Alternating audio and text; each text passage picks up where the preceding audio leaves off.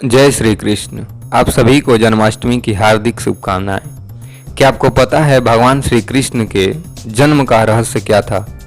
यदि आप ये मानते हैं कि उनका जन्म सिर्फ इसलिए हुआ था कि उन्हें कंस का वध करना था, तो ऐसा बिल्कुल नहीं था, क्योंकि कंस को मारने के लिए भगवान को जन्म लेने की कोई आवश्यकता नहीं थी। आइए मैं आपको बताता हूँ कि भगवान श्री कृष्ण के जन्म का रहस्य क्या था। भगवान श्री कृष्ण भागवत गीता के चौथे अध्याय के 9वें श्लोक में अर्जुन से कहते हैं, जन्म कर्म चमे दिव्यमेव यो व्यक्ति तत्वतः त्यक्त्वा देहम पुनर्जन्म नैति मामेति स्वर्जुन। हे अर्जुन, मेरा जन्म और कर्म दिव्य है। इस प्रकार मेरे जन्म और कर्म को जो मनुष्य तत्व से जान लेता है, अर्थात दृढ़ता पूर्वक मान लेता है, वह शरीर का त्याग करके पुनर्जन्म को प्राप्त नहीं होता है, वह मुझे ही प्राप्त होता है। भगवान का प्राकट्य, जन्म तथा कार्यकलाप सभी दिव्य हैं और जो उन्हें ठीक से समझ लेता है वह तुरंत ही वैकुंठ जाने का भागी बन जाता है। भगवान का प्राकट्य या जन्म किसी सामान्य पुरुष सा नहीं होता है जिसे विगत कर्मों के आधार पर भौतिक शरीर धारण करने के लिए बाध्य होना पड़ता है। जब भगवान के अवतार लेने का समय निकट आ गया तो नक्षत्रगण अत्यंत शुभ हो गए। रोहिणी नक्षत्र भी, जो फलित ज्योतिष के अनुसार शुभ माना जाता है, वह भी प्रबल था। रोहिणी नक्षत्र ब्रह्मा के प्रत्यक्ष संचालन के अंतर्गत माना जाता है। ज्योतिष के अनुसार नक्षत्रों की उपयुक्त स्थिति के अतिरिक्त विभिन्न ग्रहों की भिन्न भिन्न स्थितियों के कारण शुभ तथा अशुभ क्षण उपस्थित होते रहते हैं। भगवान श्री कृष्ण के जन्म के समय सारे ग्रह स्वयं ही इस तरह स्थित हो गए कि सब कुछ शुभ बन गया। उस समय पूर्व, पश्चिम, दक्षिण, उत्तर सभी दिशाओं में शांति और संपन्नता का वातावरण था। आकाश में शुभ नक्षत्र भी दिख रहे थे और पृथ्वी पर सभी नगरों तथा ग्रामों या गोचरों में तथा जन जन के मन में सौभाग्य के लक्षण दृष्टिगोचर हो रहे थे। नदियां जल से पूर्ण होकर प्रवाहित हो रही थीं। गंधर्व और किन्नर लोक के वासी गाने लगे तथा सिद्ध और चारण लोक के वासी भगवान की सेवा में प्रार्थनाएं करने लगे। स्वर्गलोक में देवता अपनी अपनी पत्नियों तथा विद्याधर अपनी अपनी पत्नियों के साथ नाचने लगे। ऋषि, मुनि तथा देवता प्रसन्न होकर फूल बरसाने लगे। समुद्र तट पर हल्की हल्की तरंगों की ध्वनि सुनाई दे रही थी और समुद्र के ऊपर आकाश में बादल थे जो मोहक गर्जना करने लगे थे। जब ऐसा संयोग उपस्थित हो गया तो घटघटवासी भगवान विष्णु अंधेरी रात में भगवान के रूप में देवकी के समक्ष प्रकट हुए, जो एक देवी जैसी लगती थी। उस समय भगवान विष्णु के प्राकट्य की तुलना रात्रि के समय पूर्व दिशा में उदित होने वाले पूर्ण चंद्रमा से की जा सकती थी। यहाँ यह आपत्ति उठाई जा सकती है कि चूंकि भगवान कृष्ण अष्टमी के दिन उत्पन्न हुए, अतः उस दिन पूर्ण चंद्रमा उदय हो ही नहीं सकता। इसके उत्तर में यह कहा जा सकता है कि भगवान कृष्ण उस वंश में उत्पन्न हुए जो चंद्रमा की वंश परंपरा में था। अतः यद्यपि उस रात्रि को चंद्रमा अधूरा था, किंतु चंद्रमा के वंश में ही भगवान के जन्म लेने के कारण चंद्रमा अत्यधिक प्रसन्न था। अतः भगवान कृष्ण की कृपा से वह पूर्ण चंद्र के रूप में उदय हुआ।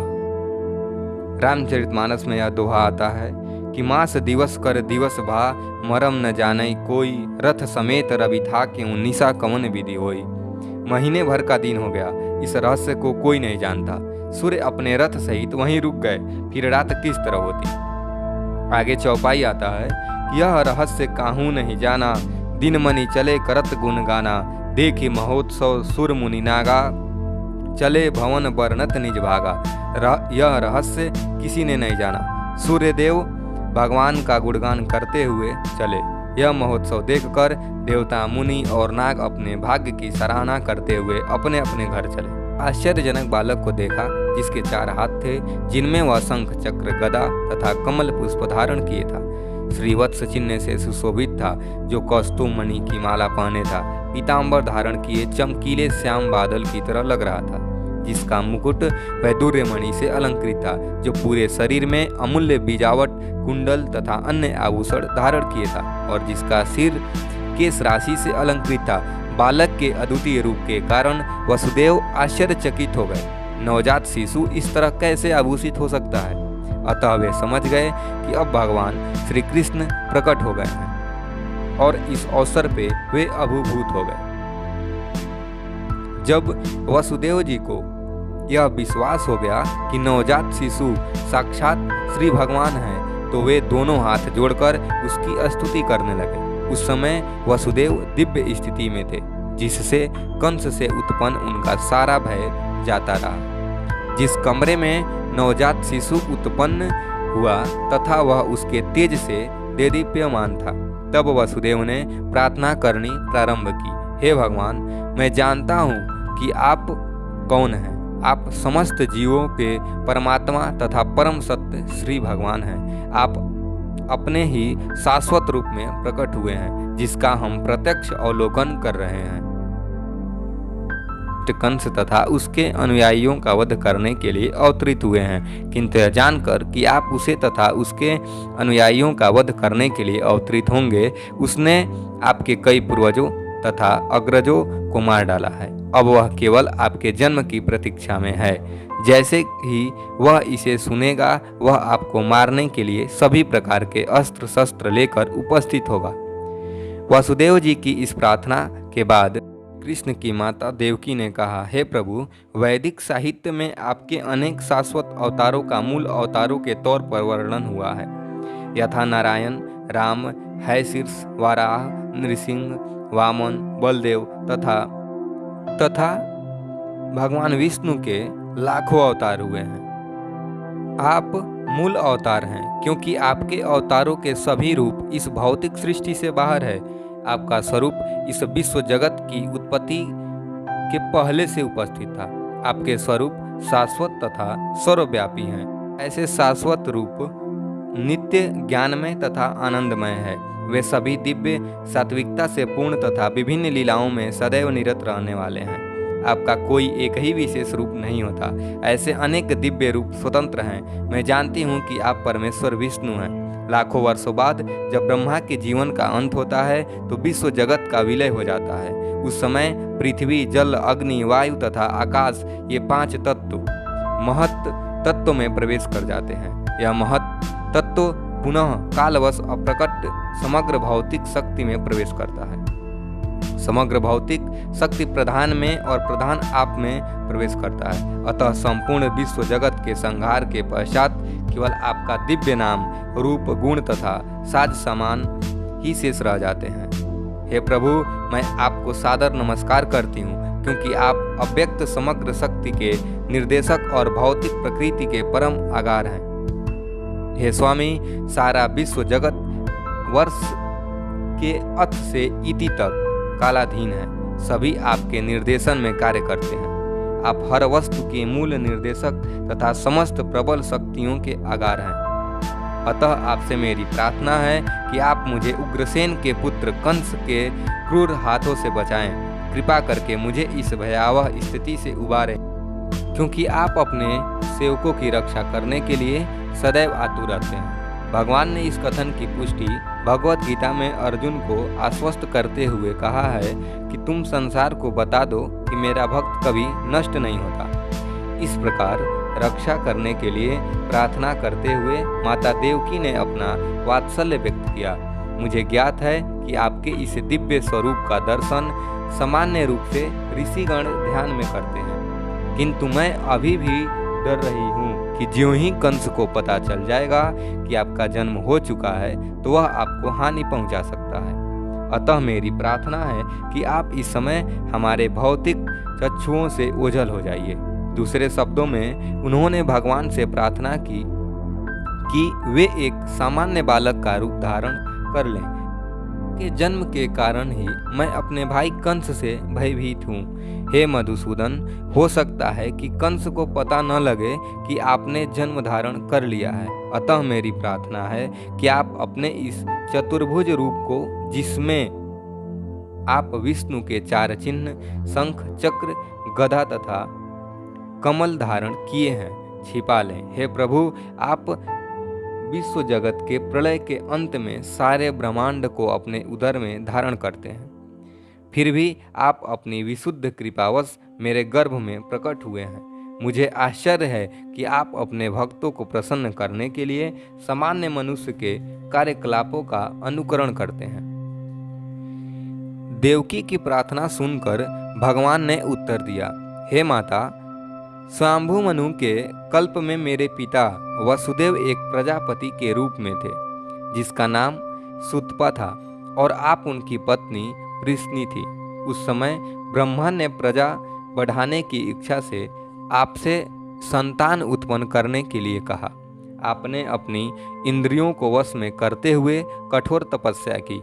योग्य पद्धति में प्राणायाम का अभ्यास करते हुए आप पति पत्नी दोनों ने वर्षा, वायु, कड़कती धूप जैसे भौतिक नियमों के सारे प्रभावों को सहन किया। अपने समस्त धार्मिक नियमों का भी पालन किया। इस प्रकार आपका हृदय निर्मल हो गया और भौतिक नियम के प्रभावों पर भी नियंत्रण प्राप्त हो गया। तपस्या करते हुए आप वृक्षों के नीचे भूमि पर गिरी हुई पत्तियों मात्र का आहार करती रहीं। तब स्थिर मन तथा इंद्रिय निग्रह द्वारा आपने मुझसे अद्भुत वर प्राप्त करने के लिए मेरी पूजा की। आप दोनों ने देवताओं की गणना के अनुसार 12,000 वर्षों तक कठोर तपस्या की। उस अवधि में आपका मन मुझ में ही विलीन रहा। जब आप भक्ति कर रही थीं और अपने मन में निरंतर मेरा ध्यान कर रही थीं, तब मैं आपसे अत्यधिक प्रसन्न हुआ। हे निष्पाप माता, अतः आपका अंतःकरण नित्य ही विशुद्ध है। उस समय भी मैं आपके समक्ष इसी रूप में आपकी इच्छा पूर्ति के लिए प्रकट हुआ था और आपसे मनवांछित वर मांगने के लिए कहा था। उस समय आपने चाहा था कि मैं आपके पुत्र रूप में जन्म लूं। यद्यपि आपने मेरा साक्षात दर्शन किया था, तथापि आपने मेरी माया के प्रभाव के कारण व्यापक भवबंधन से पूर्ण मुक्ति न मांगकर मुझे अपने पुत्र के रूप में मांगा था। दूसरे शब्दों में, भगवान ने प्रकट होने के लिए इस जगत में पृश्नि तथा सुतपा को अपने माता पिता के रूप में चुना। जब भी भगवान मनुष्य रूप में अवतरित होते हैं, उन्हें माता पिता की आवश्यकता होती है। फलतः उन्होंने पृश्नि तथा सुतपा को शाश्वत माता पिता के रूप में चुना। इसलिए पृश्नि तथा सुतपा दोनों ही मुक्ति की याचना न कर सके। मुक्ति उतनी महत्वपूर्ण नहीं होती जितनी कि भगवान की दिव्य प्रेम भक्ति होती है। भगवान चाहते तो पृश्नि तथा सुतपा को तुरंत मुक्ति प्रदान कर सकते थे, किंतु अपने विभिन्न अवतारों के लिए उन्हें इस भौतिक जगत में बनाए रखना श्रेयस्कर समझा। भगवान से उनके माता पिता बनने का वर प्राप्त करके पृश्नि तथा सुतपा दोनों अपनी तपस्या छोड़कर घर चले आए और पति पत्नी के रूप में रहने लगे, जिससे वे साक्षात परमेश्वर को पुत्र रूप में उत्पन्न कर सके। कालक्रम में पृश्नि गर्भवती हुई और एक शिशु को जन्म दिया। भगवान ने वसुदेव तथा देवकी से कहा, उस समय मेरा नाम पृश्नि गर्भ था। अगले कल्प में आपने अदिति तथा कश्यप के रूप में जन्म लिया और तब मैं उपेंद्र नाम से आपका पुत्र बना। उस समय मेरा स्वरूप एक बौने जैसा था, जिससे मैं वामन देव के नाम से विख्यात हुआ। मैंने आपको वर दिया था कि मैं 3 बार आपके पुत्र रूप में जन्म धारण करूंगा। पहली बार मैं पृश्नि तथा सुतपा से जन्म लेकर पृश्नि गर्भ कहलाया। दूसरी बार मैं अदिति तथा कश्यप से जन्म लेकर उपेंद्र कहलाया, और अब तीसरी बार मैं देवकी तथा वसुदेव से कृष्ण नाम से उत्पन्न हुआ हूँ। मैं इस विष्णु रूप में इसलिए अवतरित हुआ हूँ कि आपको विश्वास दिला सकूँ कि उसी श्री भगवान ने पुनः जन्म धारण किया है। मैं चाहता तो एक सामान्य शिशु के रूप में प्रकट हो सकता था, किंतु तब आपको विश्वास न होता कि आपके गर्भ से मुझ भगवान ने ही जन्म लिया है। हे मेरे माता पिता, इस तरह आपने कई बार अत्यंत लाड़ प्यार से अपने पुत्र के रूप में मुझे पाला पोसा है। अतः मैं अत्यधिक प्रसन्न हूँ और आपका अत्यंत कृतज्ञ हूँ। मैं विश्वास दिलाता हूँ कि इस बार आप अपने उद्देश्य को पूरा करके भगवत धाम को वापस जाएंगे। मैं मानता हूँ कि आप मेरे लिए चिंतित हैं और कंस से भयभीत हैं। अतः मेरा आदेश है कि आप तुरंत ही मुझे गोकुल ले चलें और यशोदा की नवजात कन्या से, जो अभी अभी उत्पन्न हुई है, मुझे बदल लें। अपने माता पिता की इस प्रकार कहकर उनकी उपस्थिति में भगवान सामान्य बालक बन गए और मौन हो गए। भगवान का आदेश पाकर वासुदेव जी भगवान श्री कृष्ण को लेकर जैसे ही यमुना में प्रवेश किए, यमुना की लहरें भगवान श्री कृष्ण के चरण को छूने के लिए आतुर हो उठीं। जैसे ही भगवान श्री कृष्ण के चरण उन लहरों को स्पर्श किया, वैसे ही लहरें शांत हो गईं और वासुदेव जी यमुना पार कर लिए। उस पार वे नंद महाराज के गोकुल स्थित निवास स्थान में गए, जहां उन्होंने देखा कि सारे ग्वाले गहरी नींद में सोए हुए थे। इस अवसर का लाभ उठाकर वे यशोदा जी के घर में चुपके से घुस गए और बिना किसी कठिनाई के अपने पुत्र को रखकर बदले में यशोदा की नवजात पुत्री को उठा लाए। इस प्रकार चुपके से घर में घुसकर लड़के को लड़की से बदल लेने के बाद वे पुनः कंस के कारागार में लौट आए तथा पुत्री को देवकी की गोद में रख दिया। उन्होंने पुनः हथकड़ी बेड़ियां पहन ली, जिससे कंस को यह पता न चल पाए कि इतनी सारी घटनाएं घट चुकी हैं। माता यशोदा समझती थीं कि उनके एक शिशु उत्पन्न हुआ है, किंतु प्रसव पीड़ा से थक जाने के कारण वे प्रगाढ़ निद्रा में थी। जब वे जागी तो उन्हें याद न रहा कि उनके पुत्र हुआ है या पुत्री। भगवान श्री कृष्ण का जन्म का रहस्य और उनका जन्म कैसे हुआ, वह कैसे नंद के घर पहुँचे, यह सारी कथा मैं आप सभी को संक्षिप्त में वर्णन किया। उम्मीद करता हूँ आप सभी को यह कहानी पसंद आई होगी। जय श्री कृष्ण।